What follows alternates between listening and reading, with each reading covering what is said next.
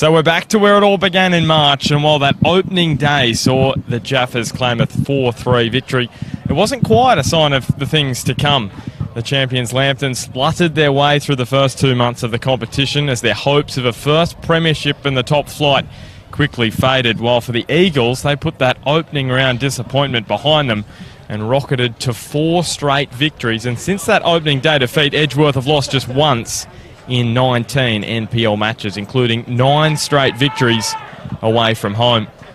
But league positions, they're not important anymore. What's important are the next 2 matches for both of these two sides and the psychological edge Lambton have over the Eagles. They haven't lost to them in 4 matches and really are the Eagles' bogey side. But the question is, can they put in 2 big shifts to dismantle the Premiers for a second year in a row? The proof will be in the pudding this afternoon. And this is the side who Lambton coach James Pascoe will aim to take down the Eagles yet again with. He makes 2 changes from a team who went down last weekend to Lake Macquarie. Ridge Marpu is out of the side. Of course, terrible news this week. He has retired from the game at just 25 years of age after suffering another knee injury. It'll mean a 4th knee reconstruction for Ridge Marpu, the speedy winger for Lambton Jaffas. And Joe Wheelhouse, who started last week, he's out of the side. He moves back to the bench, I should say. Ben Hay and Ryan Griffiths are in the side. The Jaffas have 4 players in their starting side with A-League experience. And for the Eagles, they make 5 changes from the team who scraped past Valentine 1-0 last Sunday to clinch their 4th straight premiership by 11 points. Yes, an impressive total for the Eagles this year. Pat Wheeler, Adam Corley, Dom Bazari, Dylan Holtz and Tyson Jackson are all in. Daniel McBreen, he's headed overseas to do some coaching with Guam. Will Bauer and Jamie Burns drop back to the bench, and Joe Melmoth and Dylan Burston are out of the side. The weather here at Arthur Redden Oval, 20 degrees and east-northeasterly blowing at 30 kilometres an hour. So that's probably going to be coming from the top left-hand corner of your screen in this opening half at Lambton. The coaches, James Pascoe, there's been a bit of tension between the two of them this week. He said to the Newcastle Herald during the week, "I don't think there's any doubt we've got better players than them." In regards to Edgeworth, and Damien Zane responded by saying those comments were disrespectful. Damien Zane, he'll be shooting for a 4th straight grand final appearance through this finals, and Lambton a 3rd in 5 seasons. You can see referee Aaron Strickland in the middle there. Both captains, Michael Sessions for Lambton and Josh Evans for Edgeworth. 2 important pillars at the back for either side. So it'll be Lambton who will be defending the northern end of Arthur Redden Oval in this first half in their bright yellow. Really is a stunning kit to look at, the Jaffas, all in yellow, and Edgeworth in their predominantly black kit with the red V. Sam Maxwell running out to join his teammates, who have won their last 3 matches by 1-0 Edgeworth. Contrasting form to Lambton, who haven't won in 3 matches, including 2 straight defeats. But that was after their final spot was already sealed. So Lambton to get us underway in the very first match of the final series in 2018. And Ryan Griffiths quickly back to Ben Hay, who's back in the starting side for this afternoon's clash. And Chris Turner is joining me in commentary this afternoon. Why, CT, have Lambton had the wood over the Eagles over the last couple of seasons? Good afternoon, everyone. Well, look, the answer to that is that they've got some big players and big game players, and they play for these occasions. But I have to say, though, I did go out into the park, and usually I like to talk about how good it is, but this one's actually very, very bumpy. So, you know, under normal circumstances, it'd be easy to play, but this one's going to have a lot of pressure, a lot of pressing, and mistakes may happen with some bobbles. So, interesting contest coming up this afternoon, but yeah, the pitch looking very dry. I actually haven't been here since round 1. And, yeah, it is quite dry. You can see that we haven't had much rain lately. Could there be some on the way this afternoon? There might be, but we'll wait and see. Hopefully not for our sake. And Lambton with the best of the opening exchanges here with Nathan Verity onto Luke Remington. who's had an injury-interrupted season. Remington, he wins a corner there for the Jaffas. Had the opportunity to walk out on the park earlier, and it's deceptively bumpy, so it'll play a factor, especially if the wind gets up.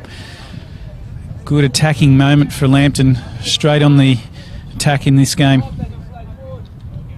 So Braden Crowley, that's with the breeze, and free kick goes against Lambton with a nudge in the box. And that is going to be a danger for both sides when they're running towards this southern end of the ground that you can see. That wind is swinging around to the northeast. And it's going to be decently swinging that ball towards goal from that far corner. Bailey Garland now to a Tatey. Hasn't he shone in the back end of the season? Now Josh Rose. Chipping it into the middle. He's looking for Garland. It falls for Dylan Holtz. And now Bazari copped a little bit of a clip. And it earns the free kick. It was Tom Waller there coming across him and knocking him to ground. But Edgeworth looking dangerous. Josh Rose. So, interestingly, Lambton have got 5 players in their squad today. In their 15-man squad. I should say 16-man squad. That have 281 games of A-League experience. For Edgeworth, they've got 1 man in their squad with A-League experience, 218 games, such as the experience of Josh Rose. We've got Lambton with experience, with the inexperience of Edgeworth, but they've got the youth and talent. Great position here. So here he is, Tyson Jackson. Swancott's got that one covered. Look, Lambton is shaping up different today. They're playing with a 4-3-4-3. They're pounding out, so you can see 3 across the back. And we'll see how they shape defensively as we go, but that's the way they're shaping up. And Edgeworth with a 4-2-3-1, and perfect scenario to see that. 3 definite lines there and 1 lone striker for Edgeworth. So such contrasting styles, you have to adjust, and you have to have the ability to shuffle players across and fill in behind in a defensive effort if you're going to keep your opposition out. We know how crucial that 3-man backline was for Lambton in the grand final last year, CT. James Pascoe thinking along those lines. He's thinking, well, we did it with that kind of structure in the grand final on the biggest day of the year last year, so why not try it here in the finals?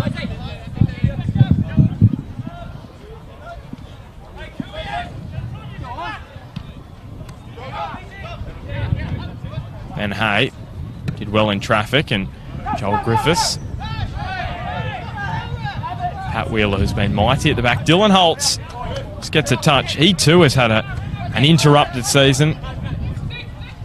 Scored 2 goals against Lambton here back in round 1. Hasn't actually scored since, and of course was injured in that match against Broadmeadow Magic back in round 14. Copped a high boot from Dino Fadchevich and missed a few weeks as well, so the important thing is he's back in time for the finals, as is the man just charging after Maxwell, and he'll be on the ball here. May not be. Luke Remington. It's his first year at the Jaffas, Remington, where he hasn't scored a goal. He's been in and out of the side. You can see that hand heavily strapped. He actually injured that in the warm-up before their match against Hamilton Olympic, I'm pretty sure, earlier in the season. You and Smudge were doing a game, and Smudge was actually talking to James Pascoe pre-match, and he heard the break. He basically knew Smudge as he was standing there next to James Pascoe. He heard the crunch. Luke Remington said he was fine, but he wasn't, and he's had to miss a few weeks, so really up and down season for him. And here is Dylan Holtz, just inside the box. Rose. Good defensive pressure from Tom Waller. Braden Crowley. Yeah, and Barton Smudge, a trained and qualified physiotherapist, and he knew that's Crowley gone over there. He's copped some studs into the side of the leg. Hopefully that's nothing further. I don't know whether he's rolled his ankle or not, but he certainly's gone down, and he's in a bit of trouble here. It looked like studs to the side of his leg, but to be honest, not quite sure whether he rolled his ankle as well. Let's see if he puts any weight through his foot. He's in serious pain here, Braden Crowley, so it is the right ankle. because came to the Jaffas halfway through this season from the Bulleen Lions, where he played 6 matches in the Victorian NPL. Didn't score a goal for them, but he's scored 8 for Lambton. But none in his last 4. He'll be looking to get back on the board and get a bit more confidence back. Braden Crowley, and hopefully he looks to be all right. He's run that out, and here is his chance. Maybe Braden Crowley on the turn. Don Bazzari thwarted him at the last moment. Hey, on to Griffiths, who given a fair tug, I thought, as was Adam Corley there by Griffiths. Strickland allowing it to go on. I think that's good to allow play to continue, allowing a little bit from both sides. Well, the Lambton coaching staff and also his teammates will be breathing a sigh of relief that he's running and moving okay. They've got a strong bench, though, haven't they, CT? Well, they certainly have, but let's be honest, it's been a fairly ordinary 3 or so weeks for Lambton in terms of their performances on the park. This is semi-final. They'll know they've got the players to do it. And in particular, looking at Joel Griffiths in the warm-up, he looks like he's got his game face on in the warm-up, and he certainly has come out here and started with the same. Just running from an offside position, pick up that ball, so that gives a breather to the Jaffas, to Edgeworth, I should say, that are going to be desperate to keep them out, because that's where they're dangerous in Lambton, and they're attacking third. Tell you what is surprising, CT, just on Joel Griffiths, 3 goals this year, all of them in the opening 3 rounds. He hasn't scored in 11 matches. That's really surprising. Former A-League striker, because he's been in and out of the side as well. He's been travelling with the Jets overseas. But still 11 matches there where he hasn't got on the score sheet. Well, if you speak to more experienced, older or even retired footballers, they'll tell you the older they get, the further they go back through the park and sometimes end up in goals. But, maybe he's just taking a bit more of a sit role, but he's certainly looking on the attack today. Now Dylan Holtz, a little too heavy. And Michael Kantorowski, let's just talk about him briefly. He has been a rock at the back for Lambton, hasn't he, in the centre of that back 3 here this afternoon. We saw that last year. James Pascoe made the decision to put him back there in that grand final against Edgeworth. He was incredible. He has absolutely been rock solid, Michael, who I've been jokingly calling him Alex and Ben for the last 2 weeks. But he has been rock solid for Lambton Jaffas, and when he's played in the back line or in the middle of the park, particularly I like him when he's screening. He just does a fantastic job because he reads the game so well, and his distribution is absolutely wonderful. So they'll be relying on him for a big game today. Of course, he did play for the Jets back in the A-League in 2015. Just the 1 match off the bench, a famous victory down in Melbourne. Tyson Jackson. Now Garland on the swivel. He didn't really look, as he played that to Adam Corley. Well, I do know that Smudge is a big fan of Michael Kantorowski, and is always talking about the addition to him in this group and what it means.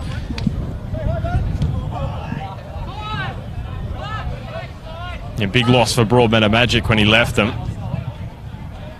It's a very strong connection between the Kantorowskis and that particular club. Alex playing there this year. And the other brother, Ben, that we mentioned before, now playing for the Newcastle Jets. He had some time at Broadmeadow Magic as well. So they're firmly entrenched, the Kantorowskis, in Broadmeadow. And Josh Rose. And Kantorowski, well, that was too strong, according to Aaron Strickland. So I agreed there with him. He'd barrel over Dylan Holtz. There's not an easy man to barrel over, let's be honest, Dylan Holtz. No, he's a tough character. Speaking of tough, we're going to be tested here, I think, at some point with our toughness if this storm rolls through. It looks like it's looming. So who are we sacrificing? Am I standing on your shoulders or are you standing on mine? Is Kantorowski with the header away? All I know is we've just got to look after the magician on our technical area here, Ben. He does a wonderful job every week for Bar TV. Best in the business, Bart, and he's got us under control here today, so we've just got to look after him. Exactly. He'll keep the pitches rolling no matter what happens to us, CT. That's the important thing. Nathan Verity ploughs that one through the lines to Ben Hay.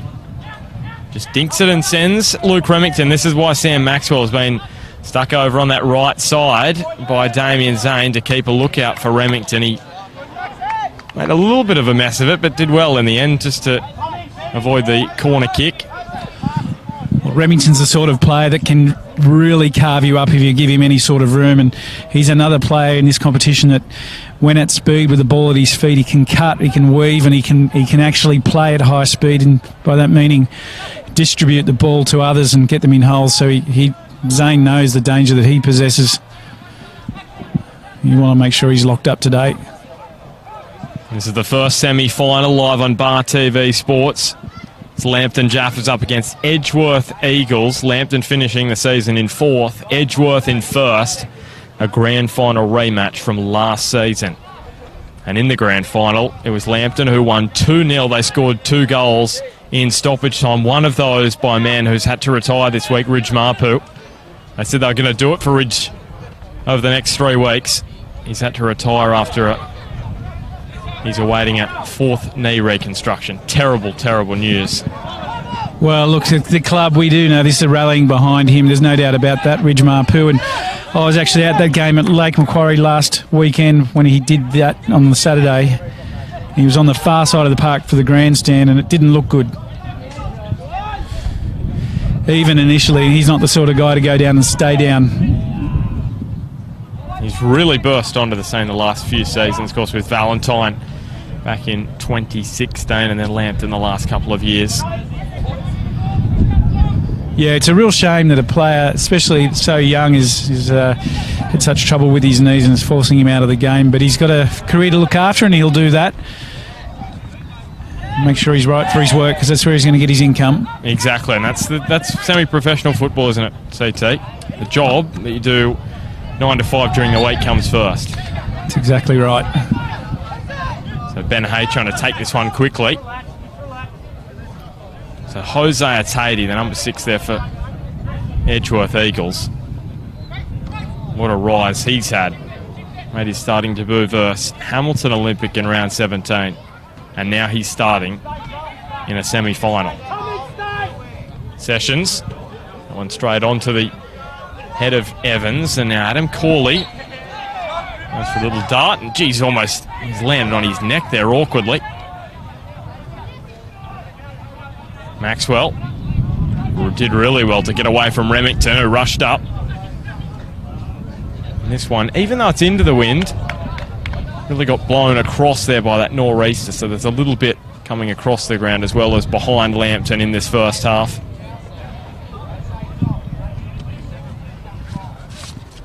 Yeah, the wind is coming out of the northeast, and it seems to be getting a little bit stronger, but you look at the clouds and it appears that it has a southerly influence, but it actually doesn't, so maybe a storm could be on the cards. Griffiths rose highest. It's Bizarri. As we mentioned, Edgeworth in super form, unbeaten in their last 12 in the NPL Northern New South Wales. And they've won 3 straight. And they've lost 1 of their last 19 in the NPL. That's an incredible record. 9 straight wins away from home. And Lambton, they had a good run of 4 straight wins from around 15 to 19, but they've just fallen away since the final spot was sealed. Here's Michael Sessions. Up he goes, and Nathan Verity was almost there. Able to nod it over. Josh Lowe at the back post, CT. That wasn't Thunder, was it? That was Thunder. It's exactly what it was. So right on cue, that Thunder turned up. Well, both of these two sides will be hoping they're not thunderstruck this afternoon. Bizarri. I was waiting for you to have a crack at me, CT, for a bad joke. That was that bad, I left it. Here's Luke Remington. That was a lovely touch from Ryan Griffiths. And here is Braden Crowley's chance to break his drought. And he's done just that. It was a powerful drive. And Josh Lloyd couldn't keep it out. And Lambton Jaffas grabbed the opening goal in the semi-final series. And it's that recruit, Braden Crowley. Came to the club at the start of the season.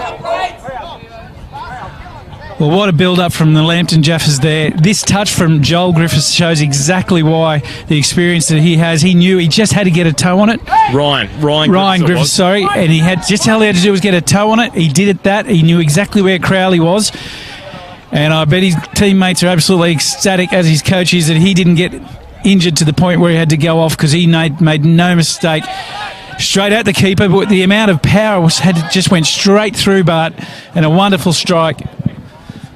Lambton Jaffas 1, Edgeworth Eagles 0. And that's why he played in the A-League, Braden Crowley. You could see that there. That was knuckling into the back of the net. That just had some venom behind it. Any junior players that are watching, if you get a chance to have a look at that replay, watch how he steadies himself, got his balance right, picked his target and hit it with his instep with incredible power. Younger players, I saw one earlier today in the under-19s. He blasted one straight over the bar. Same spot, same scenario. This one, no mistake, and great composure to finish. So Edgeworth, they're going to have to come from behind. We've mentioned their record against Lambton over the last 2 years in the NPL. No wins in 5. Their only win in the last 2 seasons came in the Cup, where Edgeworth thumped them 5-0. It's been the only Eagles' delight over the last 2 years against the Jaffas. Maxwell, Evans, looks up and sees Josh Rose. As Griffiths coming across at him, Adam Cooley, it was a decent touch, and Michael Kanarowski cleaning up at the back for Lambton. Well, Lambton in their 3-4-3 formation, certainly that way in attack, have got a spring in their step. You can see it in the warm-up, but you can often tell with teams when they're doing well in the warm-up and they've got some focus about them.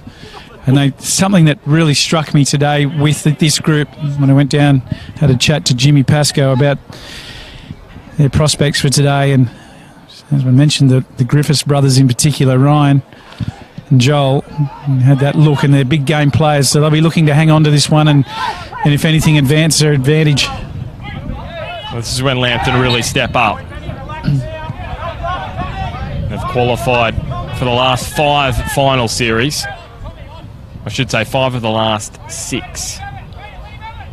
2013 they made the grand final and lost to Broadmeadow. 2014 they won the grand final. 2015 they were beaten in extra time in the semi-final series. 2016 they missed out altogether, and then last year back in the grand final. So you can see when Lambton make the finals, they usually go on to play in the grand final. They're a big game club. They might not be able to be as consistent over the regular season, but when it comes to knockout football, they really step up. Well, that's semi-finals football, but let's not forget how good Edgeworth are and have been, and this game has a long, long way to go. So Lambton will be happy with the lead, but they know that this pressing game of Edgeworth will be relentless till the 93rd minute. Tell me this, CT, is this a concern? Edgeworth's last 4 finals goals in the NPL have been scored by one man, and he's not playing this afternoon. Take a guess, it's Daniel McBreen. Yeah, look, there is no doubt. There is no doubt for me, but he hasn't started every time.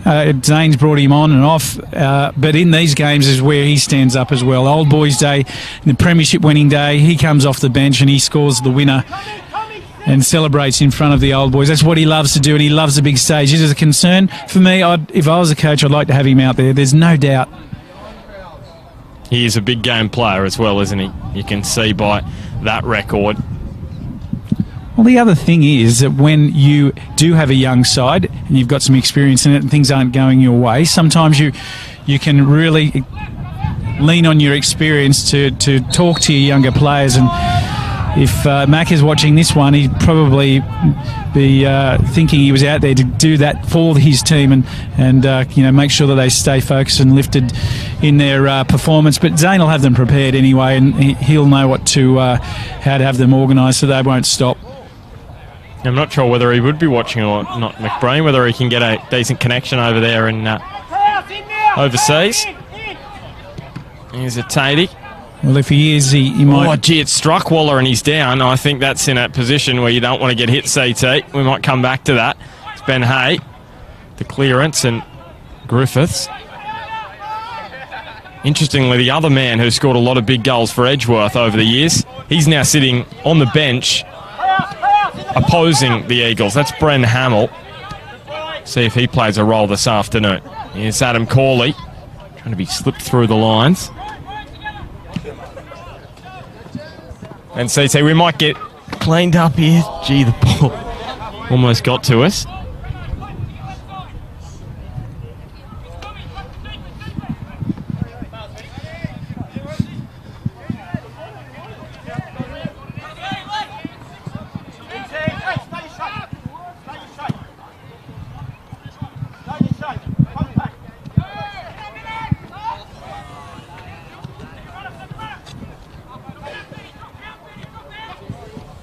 Here's Bazari. And now Corley. So Lambton just having a decent run of possession here. Rose into the middle. Corley was almost leaping onto... Whack it into the back of the net. Here's Maxwell chiming in down the right. And too much skill for Verity, and then overhits the ball.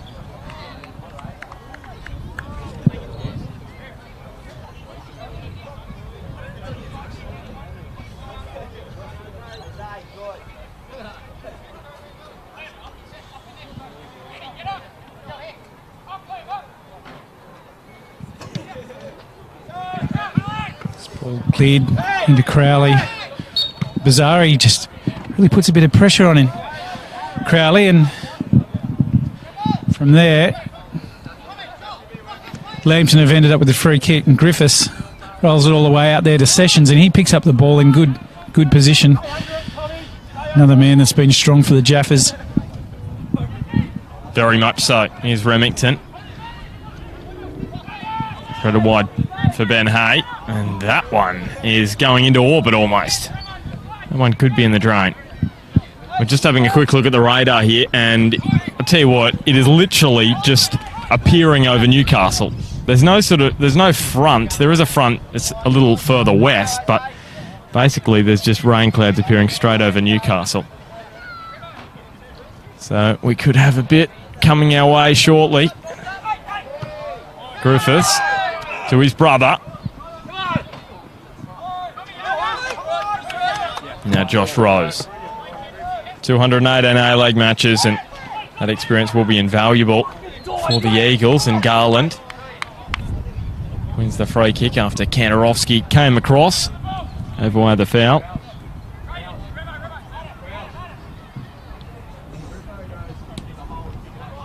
Great to have your company this afternoon. Ben Homer and Chris Turner with you for Bar TV Sports. Semi-final number one. The first leg, second leg next Saturday at Jack McLaughlin Oval.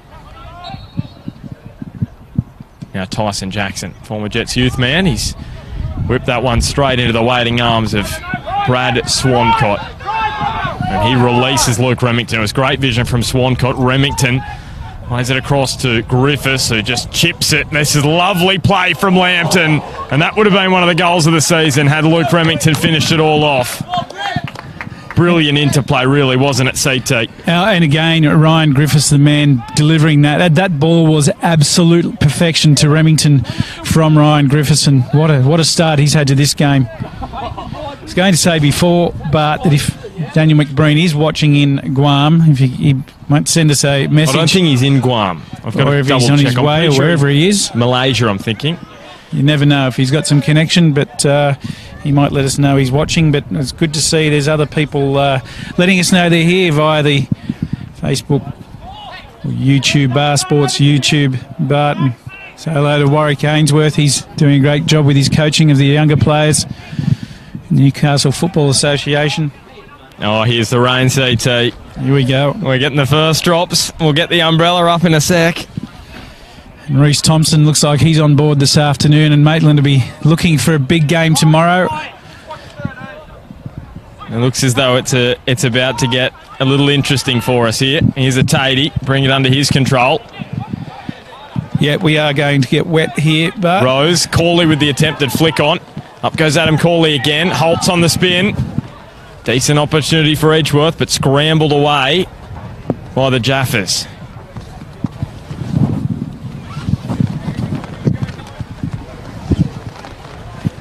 The fans are running for cover here at Arthur Eden Oval. So we apologise if something goes awry here, but we'll try to do our best to keep bringing you the coverage. Here's Josh Evans. Ricocheted off the back of Griffiths. Crowley, the goal scorer for Lambton. If you have just joined us, he opened the scoring after a lovely touch from Ryan Griffiths set him on a path to goal.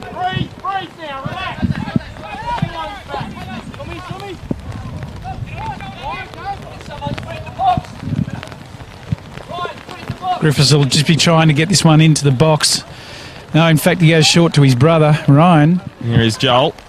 He's got numbers in the box of players, so they want to get a delivery. And now Kanarowski, that took a little bobble. CT, you were talking about the unevenness of the pitch. Lack of rain we have had, and finally we've got the rain. Probably not at the time we wanted it, CT, but we'll take it.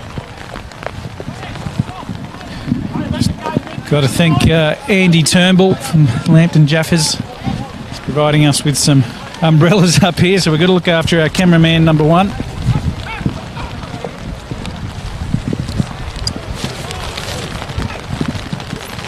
And we'll thank Bunnings Warehouse as well for the umbrellas as well. Give them a bit of a plug. As the rain becomes a little heavier and Ben Hay pushes forward. He almost decided to take on the strike with Josh Lowe off his line. Decided against it. And it's going to be difficult to watch here at Lambton because there's not much cover. So everyone is standing behind the changing rooms just behind us, and I don't think they're going to be able to see much from there. So not quite the ideal situation.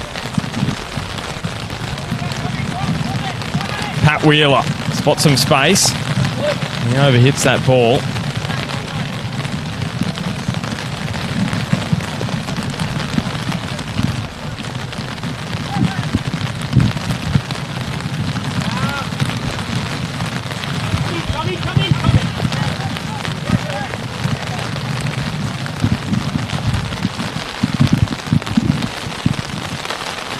Now Bazari. Stabbed over the top to Holtz, who loops the pass towards Jackson.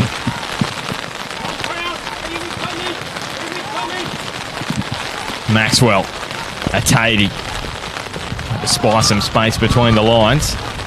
It's been Edgeworth with much of possession since conceding, and Lambton trying to strike them on the break.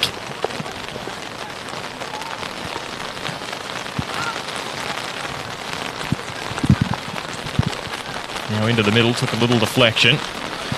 Joel Griffiths' clearance was scuffed. This was good pressure from Edgeworth. They've just been relentless in pushing. The goal's not going to change what they do. They'll just keep going in this rain. It's not going to hurt proceedings for Edgeworth either. They'll enjoy just a change in conditions for a little while just to mix things up a little bit.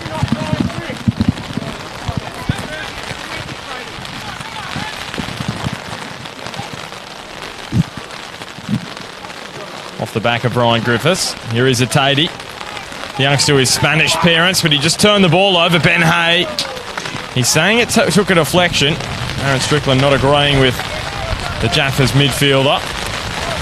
Of course, he scored that huge goal against Hamilton last year in the first leg, Ben Hay. It pretty much set them on a path to victory. It was laid on in the clash to win it 2-1. Josh Lowe. It's going to be difficult conditions for the keepers now with the slippery ball. The glove's a little bit wet.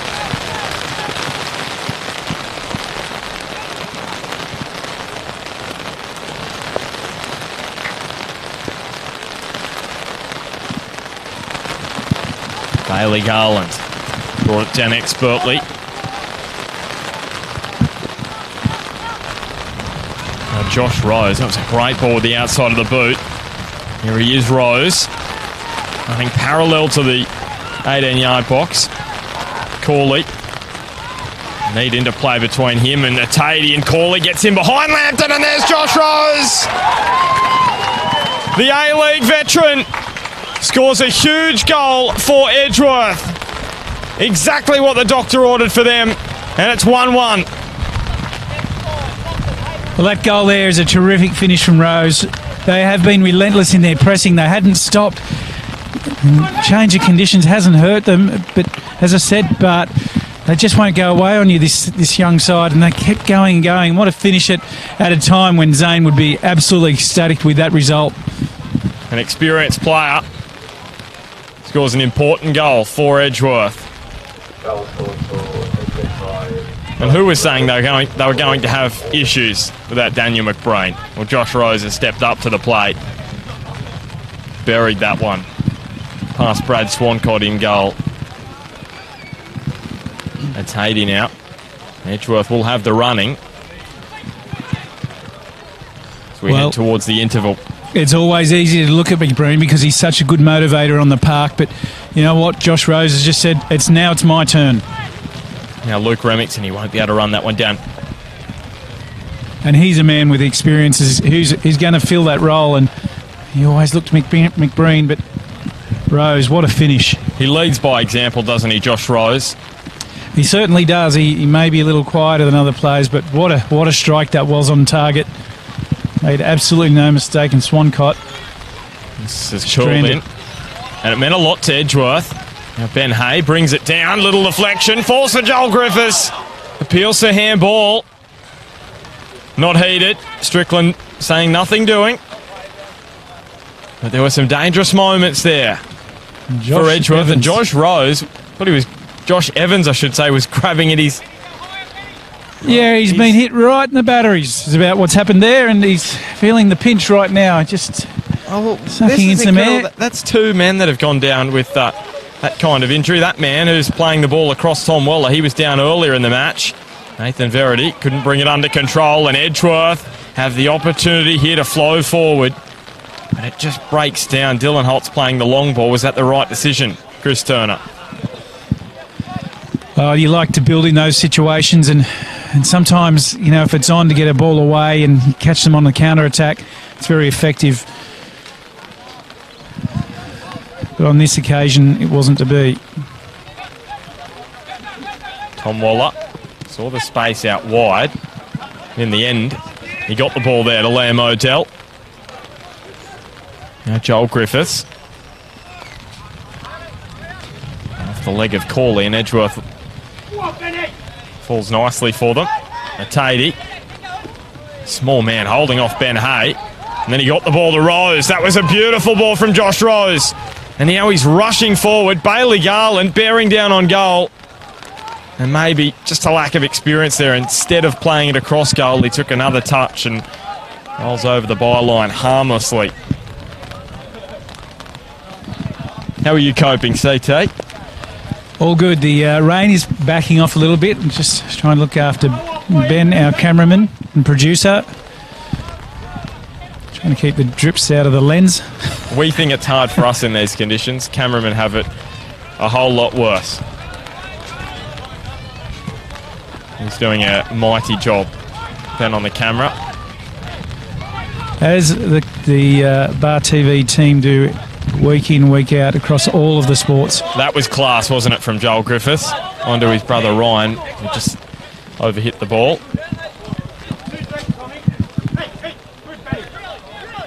But the goal scorer for Edgeworth.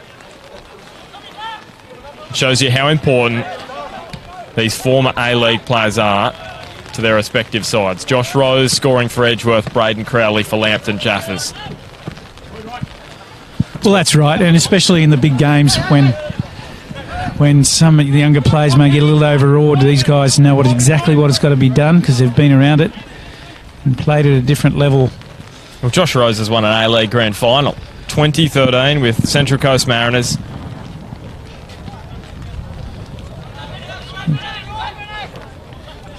We hear thunder rattling around us.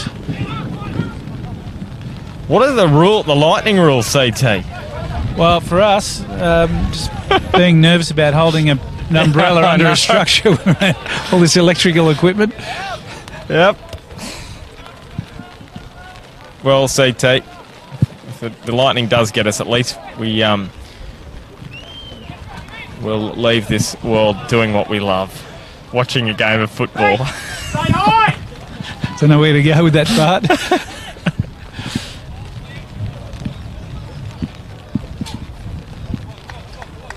So Josh Lowe. 3 clean sheets coming into this one. Behind a watertight defence, but that ended this afternoon with that goal early to Braden Crowley, but it's still a superb defence, Edgeworth, the best in the competition. 16 goals conceded in 18 regular season matches. And Dom Bazzari has copped that one. This is under the arm. Play on through Tyson Jackson.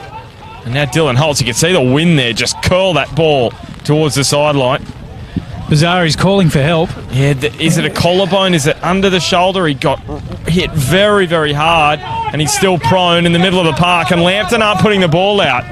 Well, this could frustrate Edgeworth if Lambton go on to score. Crowley off the back of Wheeler, and then Rose onto Adam Corley, who puts it over the sideline. CT, what are your thoughts there? Lambton not putting it over the sideline with Bazzari down in the middle of the park. Look, it's certainly tension between these two. There is. We've spoken before about there's no love lost between these sides, certainly on the park, and you can just see how desperate Lambton are to win this match. It means a lot to them. He's down, Bazzari, but you don't know. We've had this come up previously. You don't know how much trouble he's actually in. Boys know he's not laying there motionless. He was laying certainly on his side, but look, Lambton are on the counter-attack, and they were on the move, so I mean, they've got every right to keep going. However, we need to look after the welfare of our players here, and Edgeworth have done that by pushing the ball out. I'll just state this first. I think Edgeworth knew Bazzari was down. They didn't put the ball out when they were on the attack, so Lambton thought, well, fair enough, we'll have a counter-attack. Well, so I think exactly right. I think that's fair. I think that's fair from Lambton. You're spot on. They could have, maybe at that point, maybe Edgeworth didn't know he was down, but certainly some of his teammates didn't. I didn't hear any calls for the ball to go out. They certainly pressed on with it, turnover, and as you said, Bart, well said, they had a crack. Yeah, so I think that's fair. Fair enough. And there wasn't too many protests from the Edgeworth bench, from checking down there towards Damien Zane to our left. Now, we just got to hope he's okay here. Yeah, it absolutely cannoned into him, and the ball is a little heavier, as we know, with the rain, which wouldn't have helped. Is it concussion? Has the ball struck him in the head? It looks to be all right. Of course, there's no HIA rule as there is with rugby league and rugby union. He's getting checked out by the trainer and had that look over, and he's having a chat to Damien Zane. Got a feeling he'll be back out there very shortly. So, in the end, both teams had an opportunity, and Zare stayed down. Back underway. Nathan Verity, who spent some time himself with injury early on in the season. Josh Rose. Now to Corley. And Bazzari allowed back on the park. Looks to be good to go. Which is good news. Sent a couple of injury scares out this afternoon. The first one, Braden Crowley, who we thought had done a serious ankle injury. He's all good. Now Bazzari. Bazzari's been good for Edgeworth all year. He's had a solid season. It'd be a big loss for them if he was to go off as well. So Luke Remington just took the ball away from Maxwell, who's been told to stay on the Jaffas number 11, and Sam Maxwell trying to keep him on the leash.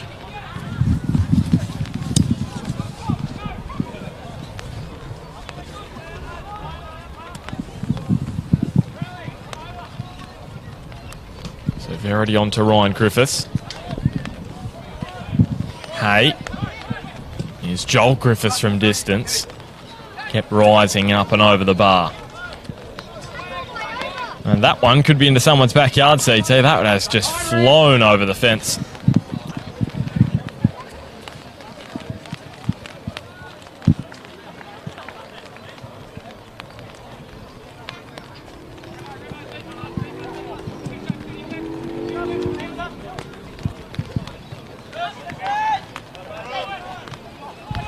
Less than 5 minutes to go before half-time now. Pat Wheeler is rested for that win over Valentine last week, Edgeworth. Their third 1-0 victory in a row. They won't be able to make it 4 this afternoon. Holtz. Now Rose. Garland. And Bazzari onto Maxwell.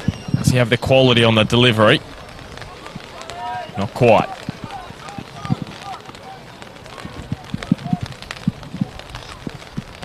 One thing we should mention, CT, is that's a very important goal for Edgeworth through Josh Rose to score, because it's an away goal, and they are worth gold in this kind of format, the 2-leg final series. Yeah, that's so true when you've got two teams that always appear to be very close in the matchup. A bit of frustration from James Pascoe as Lambton gave the ball away again. Liam Odell momentarily had it back for Lambton. Now Adam Corley onto Holtz. Threads it through. Bailey Garland and Michael Sessions got back well and stopped him at the last moment. The big right boot. Wonderful through ball there from Holtz. Puts it right on the spot where it had to go. That one results in a corner for Edgeworth.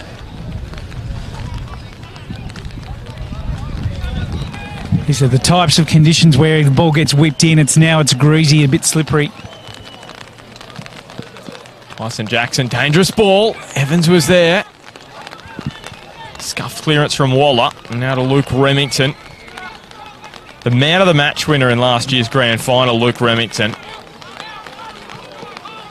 That's a mountain of work. Now he's off down the left-hand side. Ryan Griffiths looking to take it quickly. Decided to leave it for Waller. And Ryan Griffiths pushes forward looking for that decisive pass. Oh, and almost got through there to Crowley, and had that been, it's dangerous. That one off Griffiths for a throw-in, and Rose, he'll go into half-time very satisfied he was able to provide the comeback so far. And as you say, Bart, that vital away goal. So here is Bailey Garland. On the swivel and turn, he's got Odell backtracking. Still going Garland. Canteros get looped awkwardly. Swancott decided to punch. Bazzari has scored from this kind of distance, but not today, or not yet at least.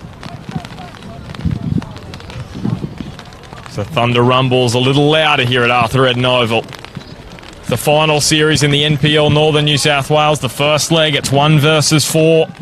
Lambton Jaffas finishing the season in 4th. Edgeworth in 1st position. And nothing is splitting them at the moment. It's Pat Wheeler. It bounced up over his boot. A rare mistake from him.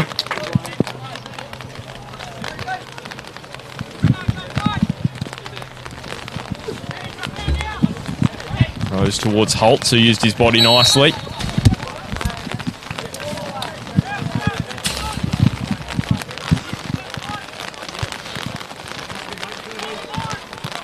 So Lambton Jaffas, a side who's lost just 1 of their last 8 finals matches.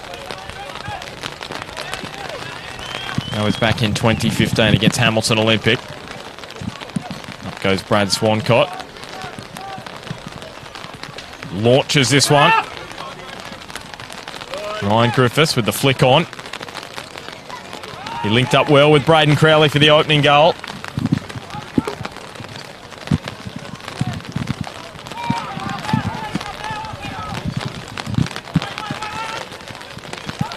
Odell, and here's Griffiths with some space in front of him. He opts just to take his time.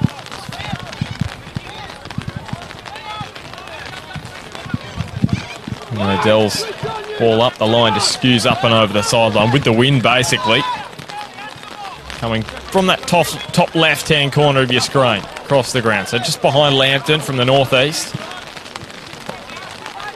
Evans bombs it long towards Corley. So we're not far away from the half-time interval here at Arthur Eden Oval. Here's a Tatey. Been a little quiet last 10 minutes or so. Former emerging Jet and Mariners youth player. Hawley can't find the quality either. And the rain is not dissipating at all, isn't it? Is it, CT, I should say? No, it's not, and it looks reasonably set at the moment. But you know what? It is what it is, and this it'll open the game up, if anything, is what I'm thinking. Ben Hay with the flick on.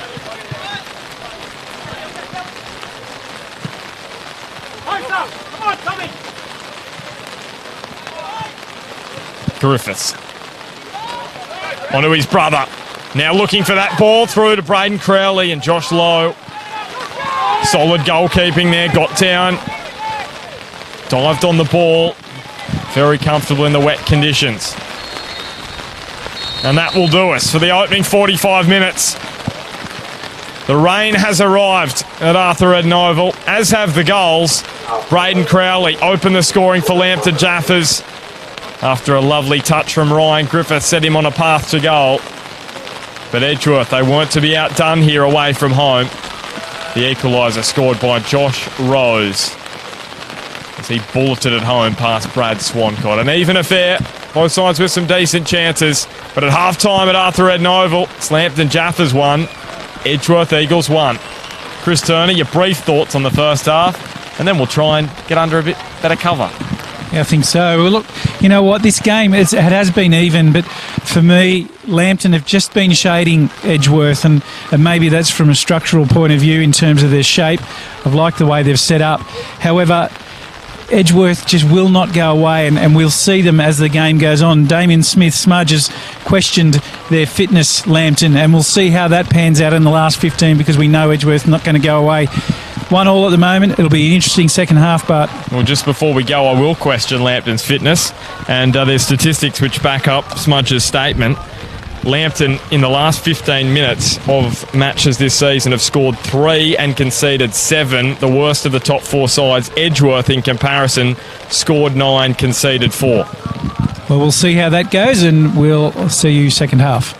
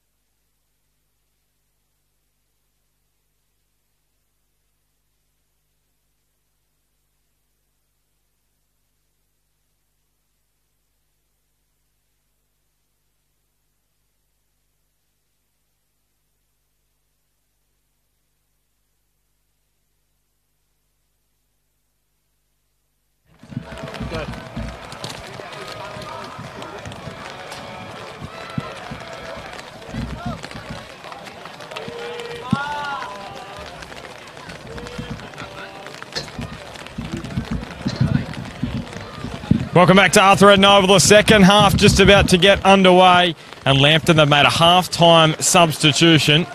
Bren Hamill coming onto the park over on that right-hand edge for Joel Griffiths. So up against his former club in the finals for the very first time, Bren Hamill. And we're underway. 45 minutes left in the first leg of the first semi-final between Lambton Jaffas and Edgeworth Eagles this afternoon. Chris Turner, you're back. We're trying to survive the rain here. Still sprinkling. Came probably about 15 minutes to go in that first half.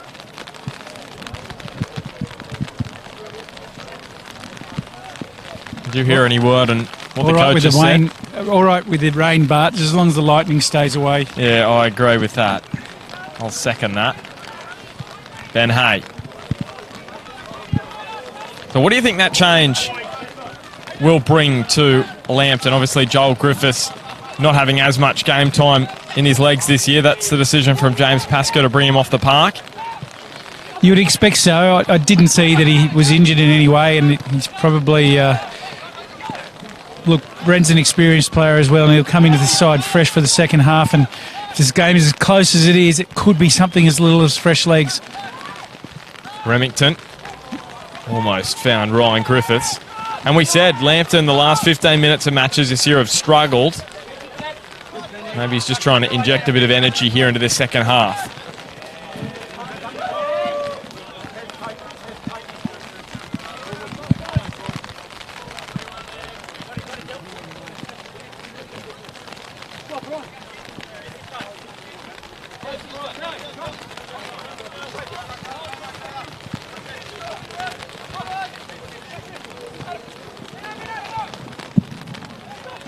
Hamill getting involved.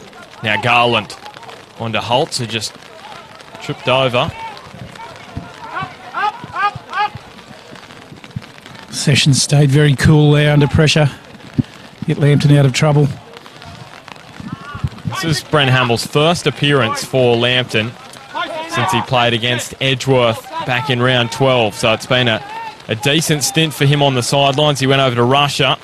Ben Hay calls it in, and Pat Wheeler takes the safety first option. Bren Hamill went over to Russia to watch the Socceroos play, and then, well, it's actually the week before he suffered an injury. Flew in on the plane, and that didn't help him out. And then on his return, that knee wasn't quite right, so he's had to go through the rehab process. Here's Ryan Griffiths, rose nicely at the back post, and Josh Lowe, under pressure, he wins the free kick with bodies all around him, giving him a nudge, enough of a nudge to earn a free kick. Well, Ryan Griffiths really jumped with intention and purpose, and in flight thought he's going to make some connection, and that would have been very dangerous for Edgeworth. Just maybe jumped a fraction early. Evans with too much curl on that pass.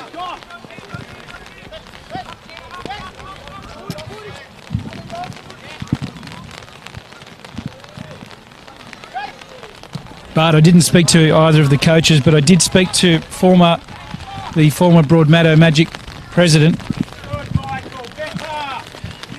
And his opinion was, which is a valid one, that Edgeworth in the top third, their attacking top third, seemed to be able to control the ball for a little bit longer, in his opinion. So in other words, what he's saying that they're able to pass the ball more and look like there's a little bit more time for Edgeworth when they're on the attack, whereas he felt that Lambton seemed a little bit quicker. Necessarily a bad thing, but look, that's the contrast of the styles and the two formations the teams are using. And again, for Lambton, a 3-4-3 setup. And for Edgeworth, a 4 screening 2-3 in the middle of the park, and then one up front.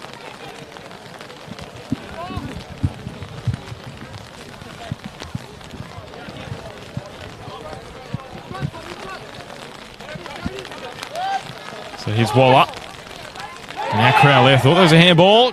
Strickland says no, it was off the chest, and Atadius allowed the opportunity to rush forward. Is Corley. Now Rose. That's a decent delivery, and Michael Kanarowski just had the height to get above Tatey. Braden Crowley holding off Tyson Jackson. Still rushing on Braden Crowley, and then Pat Wheeler arrives and gives away the free kick.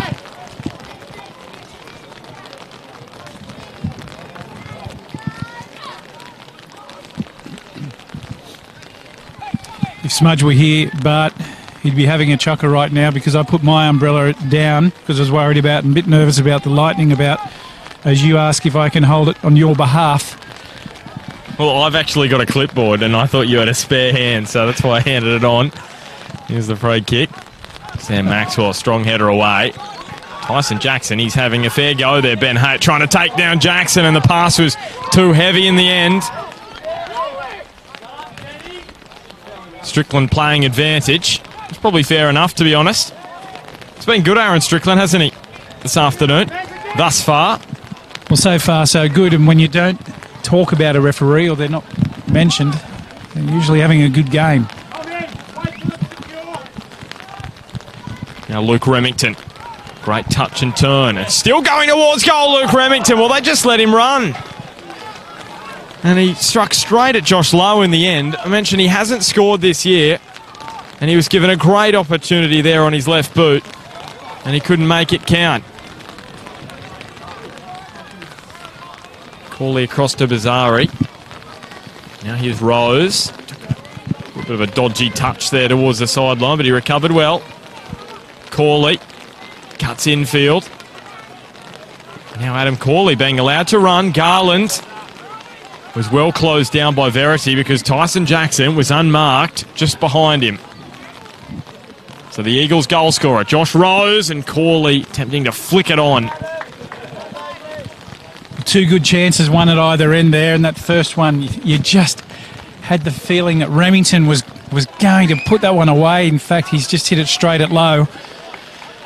Well, they're not too bad either with the power he hit it and when it's greasy, so that one could have popped out, but Lowe did a terrific job in keeping hold of that one.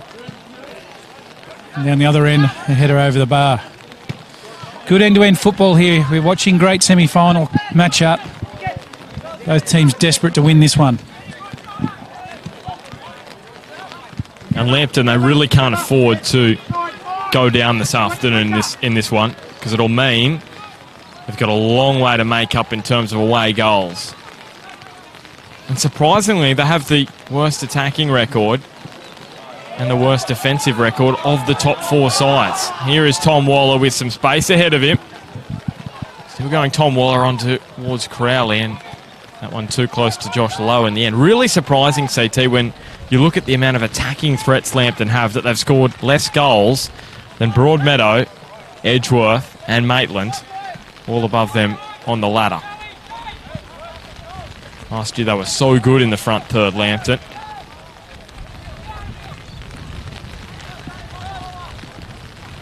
Now Brent Hamill. He changed things for Lambton now. Mazzari just got tugged to ground.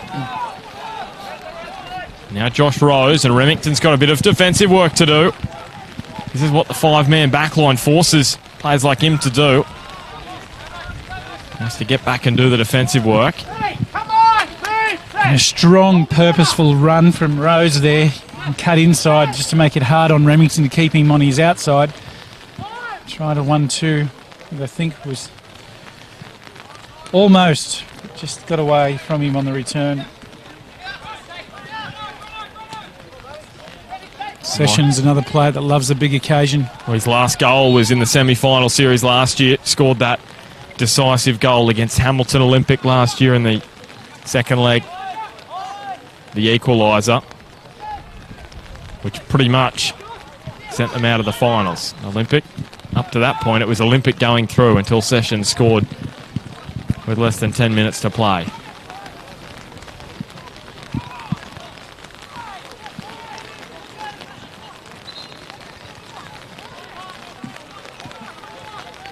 And the throw will go the way of Edgeworth. Brent Hamill quite agreeing with that.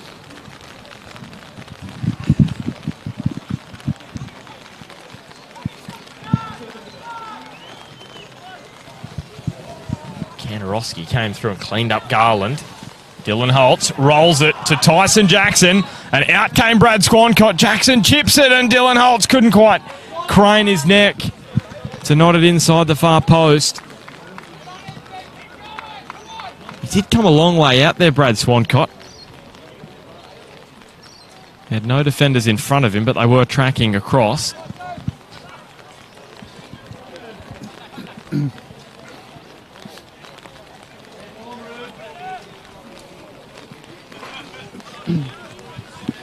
As we see the troops off the bench for Edgeworth start warming up, so we have a feeling that Zane is sending them out there.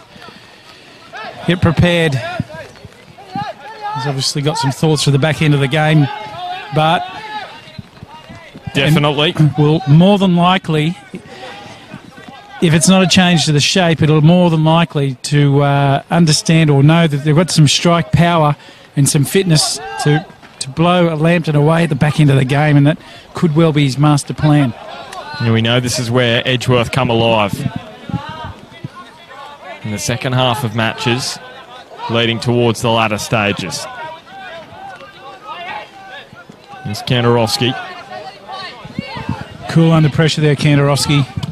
Could have played it back into Swancott. Now here is Braden Crowley chasing down towards the corner flag. And Crowley evades a couple. The clearance was scuffed from Rose, and then Wheeler on his left boot. That was dangerous for Edgeworth there. Could have fallen anywhere. Liam O'Dell put it right on a platter for Verity. His first touch let him down, and now he's got a bit of work to do. Former Mariners youth player, he's tracking back towards Tyson Jackson, who just dipped the ball up and over the top towards Corley, who wins the free kick because Tom Waller has handled the ball. Not far from goal. Decent range here for Edgeworth. But have they got a man who can dink it in one of the top corners? We saw Sam Walker score from this kind of range against Brad Swancott last Saturday. Have Edgeworth got a man with as much quality from the dead ball as Sam Walker? Well, we did see that one. Saw that one live, and we'll shortly find out. If you're going to hit a ball from dead spot, this is a great range to hit it because you can get up over the top of the wall. It's slippery, make no doubt, it's slippery, and Swancott, he will know exactly where his wall's got to be, and he saw one go past him last week. Here's Don Bazari, just hit it. Just went for power. Couldn't quite find the placement in the end. Well, that wasn't far off the mark. It was probably about half a metre outside the top left-hand corner. Had that one been on target, I'm not sure Swancott would have got to that one either.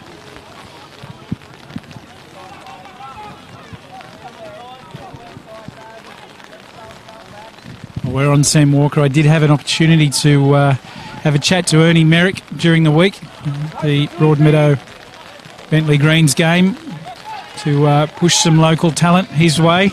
And what did Ernie say to you, CT? I think he pacified me. Said he'd have a look.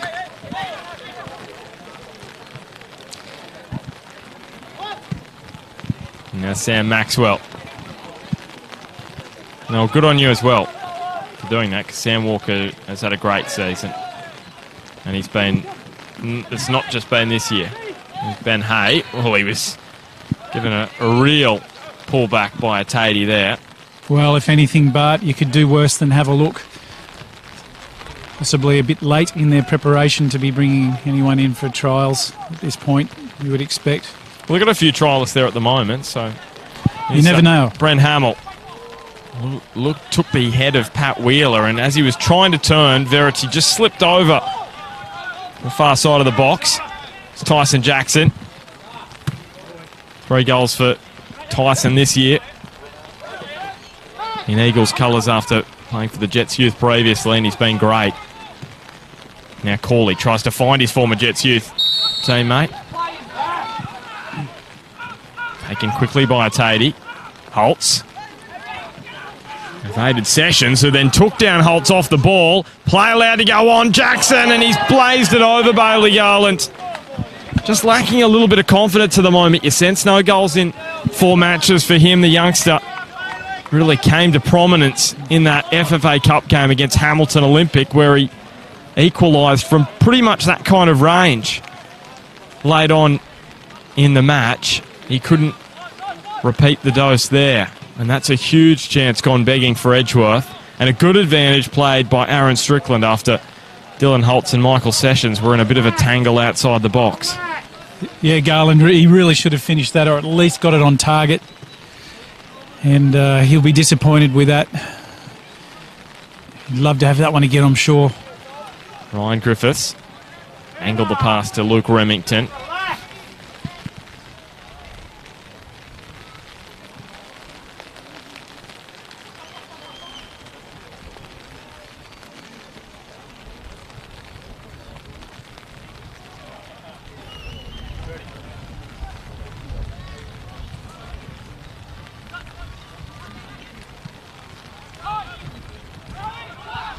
So two sides who between them have won the last 4 grand finals. Edgeworth a couple and Lambton a couple. And only one will head to the big dance this year. Michael Kantorowski. Cool from Kantorowski. Geez, cool under pressure, isn't he? Oh, look, in a big pressure situation to be able to just pull that one out, and applauded by the crowd as well for his effort. Back goes Michael Sessions. And Jaffas skipper. And on comes Joe Wheelhouse for Lambton Jaffas. What a man to have heading out onto the park at this point in time in a semi-final. So it'll be Nathan Verity to make way and Joe Wheelhouse. It's looking like the back line is sliding over one. That'll mean Sessions will come out to the left-hand side of the park. Kantorowski slides one over. You can see. And have they gone to 4 at the back, CT? We'll confirm that in a minute. It looks like Bren has probably come into the right. Bren Hamill coming to the right side of the defence for the Jaffas, and Joe Wheelhouse straight in front. So of the back 4, if that's what it is. So here is Wheelhouse with his first touch. Former Jet skipper out on the park. And the yellow card, the first of the afternoon, goes the way of Dylan Holtz.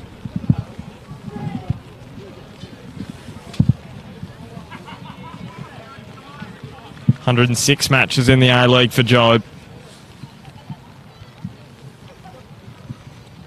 And one of just 2 Jaffas players in their squad that has been a part of their 2 grand final wins in 2014 and 2017. The other one is Michael Sessions, playing out here on the left. Kantorowski to Sessions. Neat touch towards Crowley. Couldn't return the favour. And now Edgeworth with a chance to break forward. Jackson set up that chance for Garland moments before. Dylan Holtz doesn't mind playing here. Just be the goal kick. He's got a great record against the Lambton Jaffas, Dylan Holtz. 3 goals in his last 4 matches against the men from Lambton.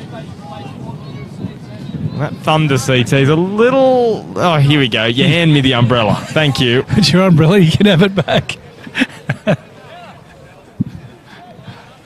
The rain a little lighter. And the thunder a little louder now. So Josh Rose skews that pass forward.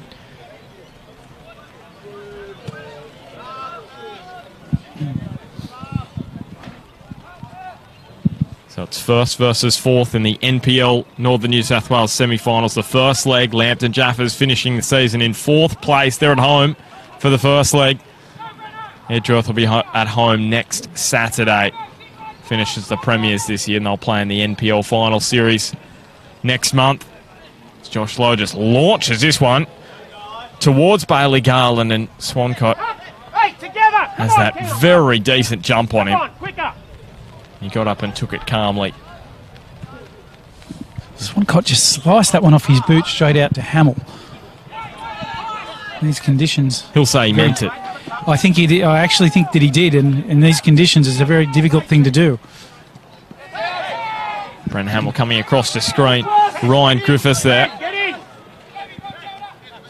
Remo, higher and wider when you can in the build-up. Maxwell towards Bazari. Bounced up. It's like a trampoline there in the centre of Arthur Eden Oval. Wheelhouse. Sees Dylan Holtz and decides instead to move away from him. Now Ben Hay. Crowley. Doesn't quite have the pace to get past Sam Maxwell, who returned and is really giving him a decent workout there. Geez, a go with this man. His intention is to attack, and that's all he's looking to do is get at Edgeworth. And he just had nowhere to go, but I love his intention and the way that he just goes at them.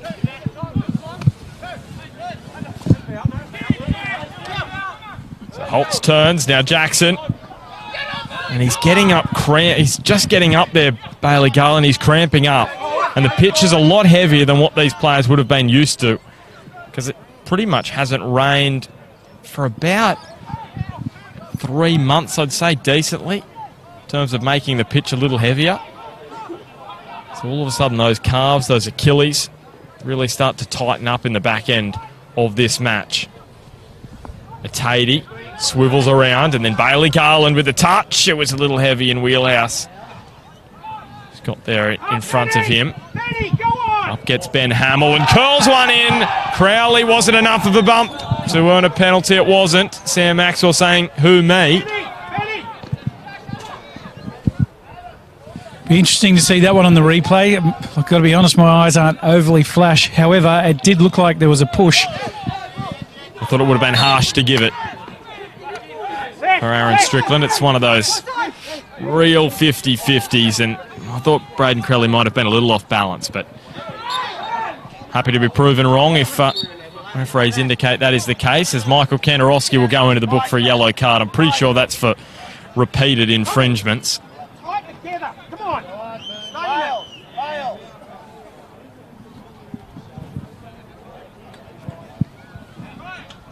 So final 25 minutes, the first semi-final. Braden Crowley opened the scoring for Lambton, and Josh Rose equalised for Edgeworth. And this youngster, he had a good chance to put Edgeworth ahead. He couldn't do so, and now he succumbed to some cramps late in the match. And Jamie Burns scored the winner last week against Valentine. Loves finals time, Jamie Burns. That he does, and he won't have any cramps. He'll come out here absolutely firing. He's fit. It's Corley curls it in. Sessions and Swancott. Maybe a little bit of miscommunication. Remington curls it up the line. Yeah, Jamie Burns. Just the one goal in his last 7, but it was last match, so he'll have a little bit more confidence. He's been in and out of the side with injury this year.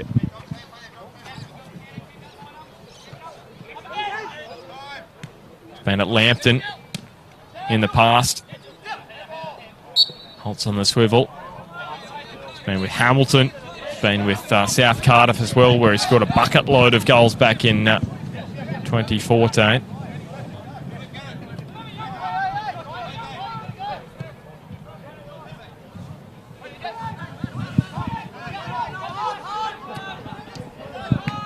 Bazari looked up and played it straight to Wheelhouse. Atadi wins it back for Edgeworth.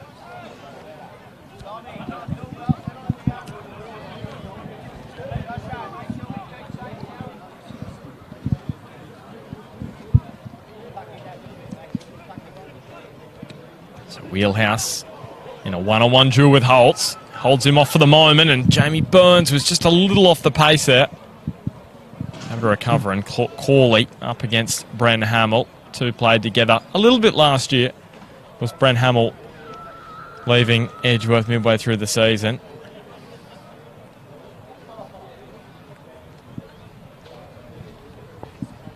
Josh Rose. The long throw straight to Bren Hamill. Read it well. Tom Waller looks up. And now Ryan Griffiths, who hasn't quite got the pace of his younger days.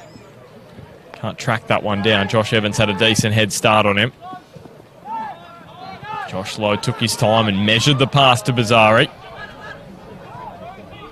Tried to drift that one over the top of Liam O'Dell. Sessions. Wheelhouse and now Waller. So you see, where do you see it going from here? Look, I think there'll be a goal here, Bart.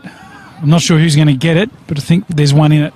It was pretty much the same storyline when Lambton played Hamilton last year in the semi-finals in that 2 versus 3 clash.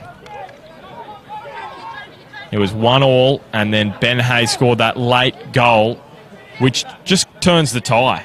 A 2-1 scoreline. Dylan Holtz is being ridden towards the ground by Ben Hay. This gives away the free kick, and he's not impressed with the decision from Strickland, but I think there was no other option there.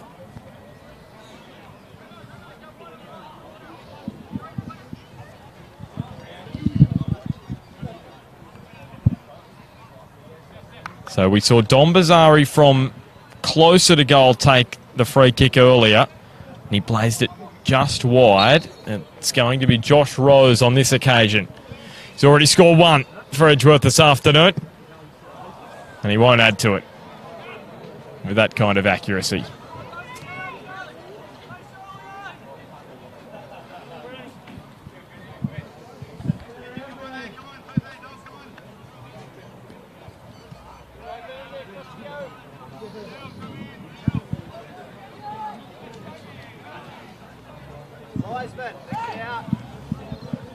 So Edgeworth just getting Will Bauer ready to come out onto the park. Another change for them. It'll be their second of the afternoon. Crowley did keep it inside the line, even though there were protests from the Edgeworth bench.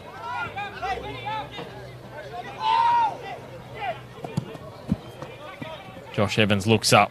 He's Adam Corley, but Bren Hamley's strong in the air. Ben Hay, Sessions, Wheelhouse. Call of no from James Pascoe as he looked behind. Jamie Burns was just lurking there. Sam Maxwell threads it through. Holtz and Corley got on the outside of Hamill, who did well to recover. And Jamie Burns into the book now for a late clip on Michael Kantorowski. And here he comes, CT.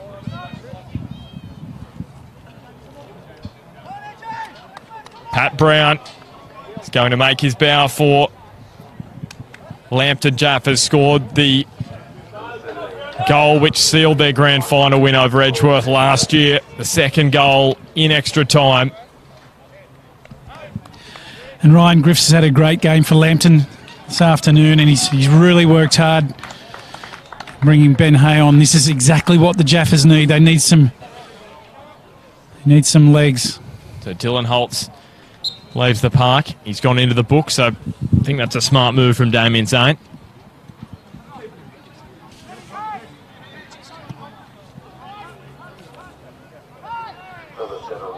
So Josh Evans. So Will Bauer now out there for Edgeworth, coming on for Dylan Holtz.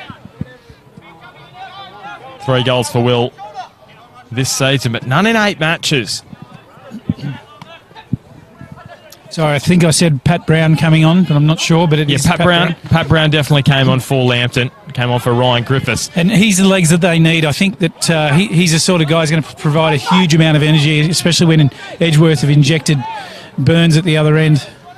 And it's a double whammy for Pat Brown. He loves playing finals. He has scored 3 goals in his last 4 finals matches, including a goal in his last 2.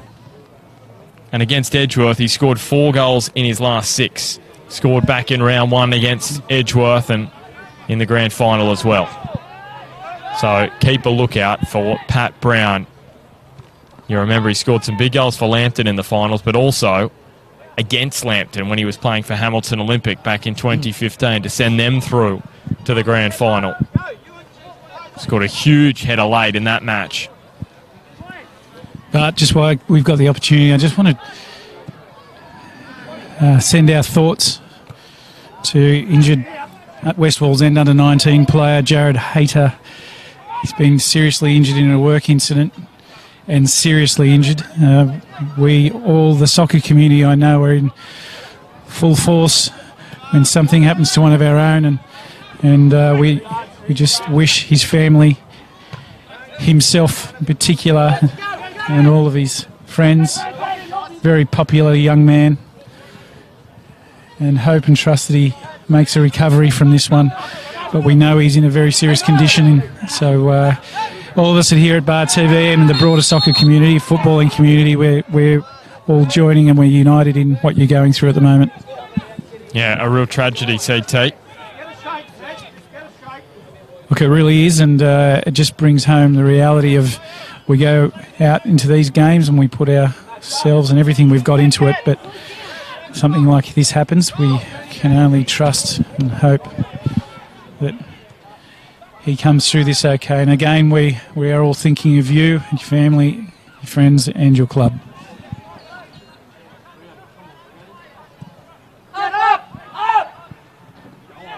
It's Pat Wheeler tried to head that one across his back line as it backfired on him. Remington, blocked by Maxwell, and then wins the ball back for Edgeworth. Gee, did well there, Sam Maxwell. Up the line to Tyson Jackson. And Jamie Burns just let the ball catch up with him. Happy enough to win the corner for Edgeworth. Two former teammates just having a little bit of a chat, and Burns and Sessions. Well, Burns did the right thing there. He had nowhere to go, really, and he just hit it into Sessions, thinking there's a good chance for it to go out. That's exactly what happened. He wins a corner, and it's like Rose. And you may have seen a bit of lightning there behind Adam Corley as he looks to whip this corner in. Pat Wheeler couldn't crane the neck around. He hasn't scored since 2009 in the top grade. And a Tatey just didn't see Pat Brown coming from behind, and Evans got up and he had his knee up as protection for himself. Brown's in trouble. And Pat Brown has copped it as he copped it in the Adams apple, because Evans jumped up to head the ball and had his knee up there basically to protect himself, and Pat Brown has run straight into it.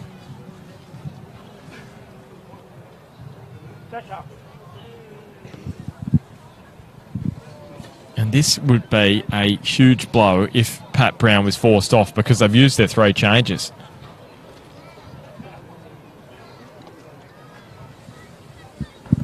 You'd expect he'd stay out there because it's not a leg injury, so he can't run. So what is the option here, CT? We know he's been struck though. I just think if he gives it a bit of time, he should be right. But it's just sort of the shock of the whole thing. Getting struck in that region is far from pleasant. Well, not exactly sure what he was doing. I actually honestly thought he was struggling to breathe, but he looks like he's holding a rib. Well, yeah, I thought it was the throat, and Aaron Strickland signalled it was the throat, and then he was holding a rib. Maybe a little winded, so he looks... Maybe that's what... This is good news. I actually thought that was going to be a lot worse than what it was, and he's back and moving, so that's good news for Lambton. Well, they need him out there. They certainly do, and I'm sure there are 1,000 things going through Jimmy Pascoe's mind then, with how he'd have to adjust if he's got to play with 10. Here he is, Ben Hay. He scored the winner against the Edgeworth Eagles in round 1 in the last minute after they fought back. As he rolled that ball in, it wasn't the greatest clearance from Wheeler. Ben Hay tries to put it back into the box, and Wheeler comes to clean up. Bauer. Neat touch from Burns, and then Pat Wheeler tried to keep the motion moving forward. Come on! Wheelhouse, smart player he is. Goes back to Brad Swancott.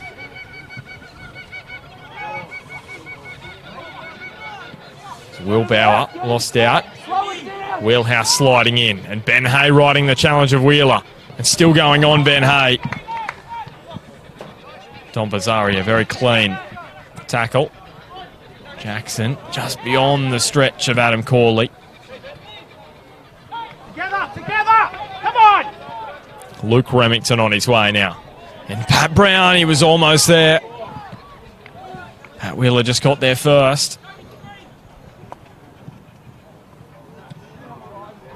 Corley. And now Burns. Here's the run of Jackson wide, and that's the wrong option really in the end from Jamie Burns. I'm not quite sure why. Is that a bit of frustration, CT? Both sides have been great defensively in this second half, limited chances of late, and that's just maybe a little bit of frustration from Jamie Burns. Do you know what I actually think? I think that in his mind, and knowing Jamie Burns pretty well, he's probably thinking it's very slippery. He's got time to have a shot, and he's going to try it from range, knowing that it may spill, but if you do that, really, you want it on target. Will Bauer winning his side of corner. We're inside the final 10 minutes now of this first leg, so these are the money minutes. We've mentioned it earlier. Lambton in the final 15 minutes this year. They've got a negative goal difference. They've scored 3, conceded 7. Brad Swancott got an arm to it. It falls to Josh Evans. Probably not the man you'd want it to fall to in that kind of situation. The Eagles centre back, and he couldn't quite deliver. A few comments on the footage that we're running this afternoon, Bart, and one from Reece Thompson reminding us that there's another big game on tomorrow, the Maitland Magpies against Broadmeadow Magic up at Cook Square. Saying go the Magpies, and Mark Trenter, another big personality in the Newcastle footballing community, thinking his thoughts there at Edgeworth, who are currently in the box seat. Great to have your thoughts. Yeah, Michael Balch, Maitland coach, actually at this match this afternoon. Sneaking around. He'll be very happy because Maitland won the 20s match 3-0.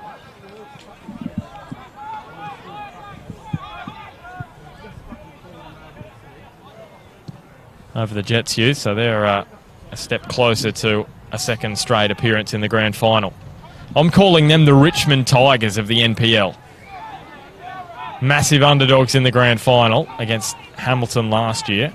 They go into the grand final, they win it, and then they're unstoppable the previous year. Just like Richmond in the AFL CT. I know you're not a big AFL fan, but that's basically what's happened. Richmond last year, massive underdogs in the grand final, and now this year they're unstoppable.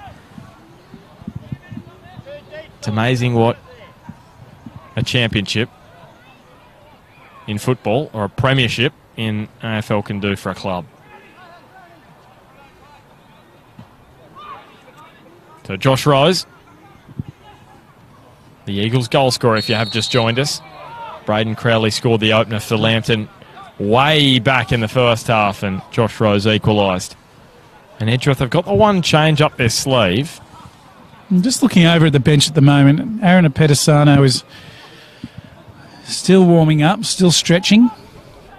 And he's doing it in close range of coach Damien Zane, letting him know he's ready. He wants to get out there. It's usually a ploy footballers will take.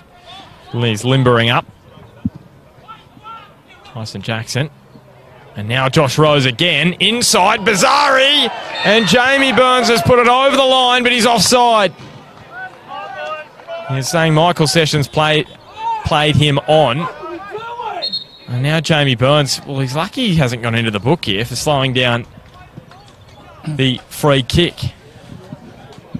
And he's actually already on a yellow card, Jamie Burns, as well. Well, Swancott put the ball down, kicked it straight into him because he wouldn't get out of the way. He's very lucky. Well, thinking that he may get another yellow and get sent off. That was what was going through Swancott's head.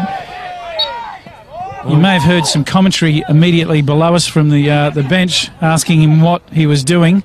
Probably a little more colourfully for that, but that's what Swancott was up to. Well, I thought that was very intelligent from Swancott because he'd know that Jamie Burns is on a yellow card. And if he's not out of the way and it gets pulled out, it's... Now, Will Bauer, well, reminiscent of Ben Hay last year. Pretty much the same kind of range. And he almost picked out the top corner. And going to Edgeworth with a 2-1 lead and 2 away goals, that would be difficult for Lambton to peg back. Remembering that Edgeworth haven't beaten Lambton in 5 straight matches in the NPL. I was going to say, as Mark Trenter... Well, did you see that from Josh Evans? The scorpion kick over the sideline. Mark Trenter has said that Edgeworth are in the box seat at the moment. They've just had 2 really good chances. And yes, that scorpion kick, that's certainly one that's just come in. It was impressive because if it goes past him, you've got Luke Remington away down the sideline.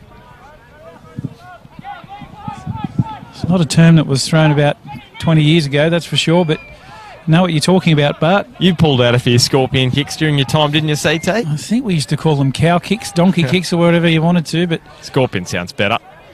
And that one has crossed the line. Brent Hamill couldn't keep it in. That one's offside was the reason for that. No, I'm pretty sure it was across the line from how I understood it. Again, your eyes are better than mine. It looked like an offside, but either way, it's with Josh Lowe, and he's got effectively a free kick, goal kick, same thing in this space. Nearly thumped the boot through it, but it was straight to Braden Crowley. They're into the money minutes now. Wheelhouse into the back of Corley. These are crucial minutes for both sides. And here's a free kick going the Eagles' way. They've had a few opportunities from this kind of range in the second half. They just haven't had the quality to make it count yet.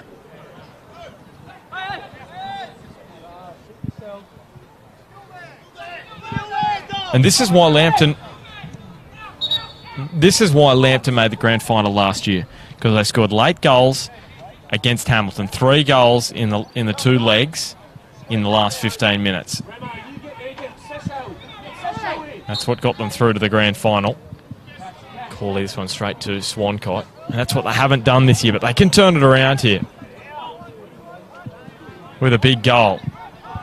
They scored late against Edgeworth to win in round 1 here at Arthur Eden Oval. It's 4 minutes left of regular time plus stoppage. There's a little bit of it. It's quite funny, CT, because we've mentioned at Lambton they've only scored 3 goals in the last 15 minutes of matches. 2 of them have actually come against Edgeworth. Marcus Duncan scored the equaliser in that round 12 clash. He's actually out of the side with concussion this afternoon. Josh Rose looks up, sees Jamie Burns. Now a Tatey chimes in. Bullets the ball to Adam Corley. Now Jamie Burns. Just on the edge of the box. That one won't trouble Brad Swancott.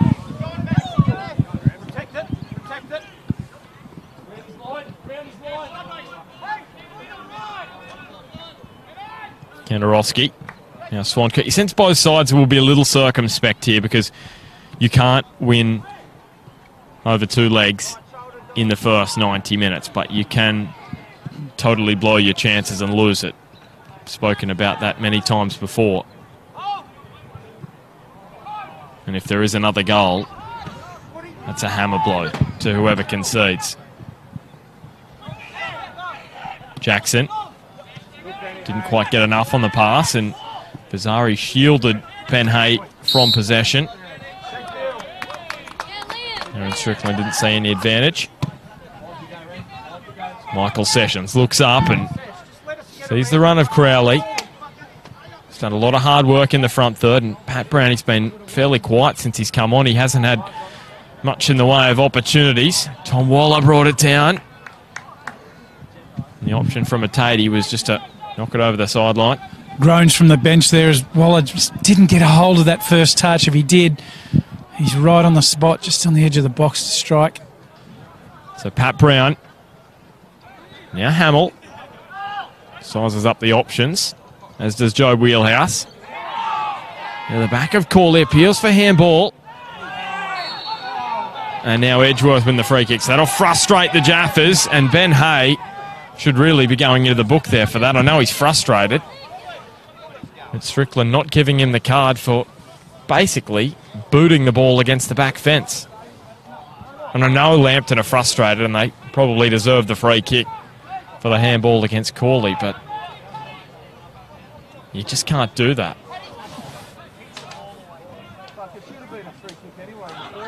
Now Wheeler. Crowley. And the fans are having a strong discussion. We're having a strong discussion below us as well about there should have been a free kick for, I think the Edgeworth bench are saying there should have been a yellow card, and the Lambton bench are saying, well, there should have been a free kick beforehand. Well, this is just frustration at this time of the game. Both sides have had opportunities, haven't put them away to the extent. And now Strickland comes over to talk to the fourth official. Here we go. It is the 4th official in it. So he brings Strickland over. Both benches are going to get a chat. Certainly Edgeworth, and in particular our fan favourite Rod Lindsay does all of the fitness work for the Edgeworth Eagles. He's just being told to, all right, it's happened, get on with it, we'll move on, and leave it out.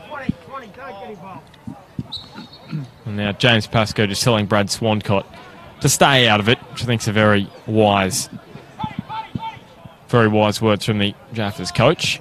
And here's the strike from Waller going wide. Just don't need to get involved in that, do you, CT? Laid on in a match in the first leg. So 3 minutes of added time. Fourth official just letting both benches know. Look, it's hard not to, because it's frustrating, you know, especially when you think something that just could make a difference for a goal and it means so much to both sides. CT, you tipped Lambton in this match this afternoon. I tipped a draw. As did Smudge. As did Smudge. So we knew it was going to be tight. You said it was going to be tight. You thought it was just going to be a goal in it. Well, there's still a chance for that. Well, there is. Look, it's really difficult. You look at the youth and you just know that Edgeworth aren't going to go away, and you've got quality. They're well structured. Lambton Jaffas have got some players that have got big-time experience. And Tatey, the youngster, gives the ball away in a very bad position, because there's Luke Remington. And Don Bazzari just ran him towards the sideline. He's able to distribute it back to Waller, and now Ben Hay. Quick footwork. Michael Sessions rushing up the ground. It may fall. I thought it was going to fall for Ben Hay then. Wonderful passage of play then from the Lambton Jaffas. And Ben Hay in the middle of the park was mighty, wasn't he? Couple of really good touches, especially to release Michael Sessions. Just a quick touch and lob over the top to the left back for Lambton. And then a great threatening ball into the back stick. You could hear the bench beneath us getting very excited because they felt an opportunity. Just a reminder, tomorrow from 2:30 p.m, Maitland FC up against Broadmeadow Magic in the second semi-final. Second place Broadmeadow up against third placed Maitland. Should be a cracking showdown. Chris Turner and Damien Smith with you for that one. Josh Lowe brings that one under his control, and also the Women's Premier League Grand Final for the second year in a row. Warners Bay up against Merriweather. I'll be there with Cass Wright. Here's Ben Hay. That one at Western. So we'll be both up at the Coalfields tomorrow. CT, big drive. Back goes Sam Maxwell. A Tatey.